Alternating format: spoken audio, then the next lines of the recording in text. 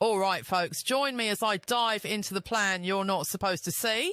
How Britain's chaos at the border could be step one in building a system of unprecedented authoritarian control. Ever heard of the Cloward Piven strategy? If not, stick around. By the end of this video, you'll know exactly how an overloaded immigration system, shiny new ID cards and a digital pound could lock us all into a CCP surveillance state. So grab a cuppa, hit like if you want more of this no-nonsense breakdown. And don't skip ahead. I promise it gets juicier than Lawrence Fox's press releases. Right, first up, what is Cloward Piven? No, it's not a posh estate agent. It's a strategy dreamed up in the 1960s by two American sociologists, Richard Cloward and Francis Fox. Piven. Their idea was simple and a bit evil genius. Overwhelm the system until it breaks so you can rebuild it the way you want. Specifically, they proposed swamping the US welfare system with claims so it would collapse, forcing the government to replace it with a universal guaranteed income. It's like setting fire to your kitchen so you can get a new IKEA one on the insurance. Key ingredients: create a crisis, make the system unworkable, force the government to act, bring in sweeping centralised solutions. So it's not fixing the system, it's deliberately overloading it. Sound familiar? If you're nodding along, tap subscribe, because in a minute I'll show how this approach can work even without a conspiracy. Now let's talk about our lovely channel crossings. 2025 is on track for record numbers. Over 21,000 small boat arrivals already this year. That's 56% higher than the same time last year. At one point, 400 hotels were housing asylum seekers at approximately £145 a night. That's £9 million per day at its peak. Honestly, Holiday Inn should send Starmer a thank you card. But here's the thing, system overwhelmed. Public services straining, costs soaring, voters furious. Does the government want this chaos? I don't know. They're often too incompetent for conspiracies, but chaos is useful because it leads the public to say, for God's sake, just do something. And that something can mean handing the state more power to control who's here, what they do, and eventually, what we all do. So here comes the magic fix. ID cards. Because obviously nothing says secure border like a laminated card. In early 2024, our Home Secretary was floating ID cards specifically for asylum seekers. To stop them working illegally, they said. All right, fine.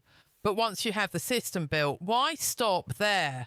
Employers could demand it from everyone. Banks might want it. Landlords, NHS, police. It's mission creep 101. They'll say, look how well it worked for migrants. Why not make everyone get one? It's like when you let your mate stay on the sofa for a weekend and he's still there a year later. Drop a comment. Would you carry an ID card or tell them to shove it? I'll read the best replies at the end of the week. Let's get modern. It won't be a bit of plastic for long. The UK government is already spending hundreds of millions on gov.uk, one login, one account for all government services with verified identity. Sounds convenient, right? But so did COVID QR codes at first. So here's the kicker. It's the foundation for digital ID. Digital ID equals all your data in one place. Want to access services? Prove who you are digitally and who controls that ID? The state. Now you might be thinking, Ellie, you tinfoil hatter. What's this got to do with money? Sit tight. Enter the CBDC. Central bank digital currency. The Bank of England is actively planning a digital pound. They've published papers, held consultations, said they'll test pilot schemes. But here's the deal. A CBDC needs robust ID verification. No anonymous accounts. Anti-money laundering checks. That digital ID they built to check your right to work or verify welfare claims. It's the same system that will let them decide who can have a CBDC wallet, how much you can hold, maybe even where you can or can't spend it due to your carbon footprint. Here's why CBDCs worry me. They're programmable. We'll never use it to control purchases, they say. Oh, good, because governments never change their minds, right? Imagine you want to buy a flight. Sorry, carbon budget exceeded. Want to donate to a banned protest? Sorry, account frozen.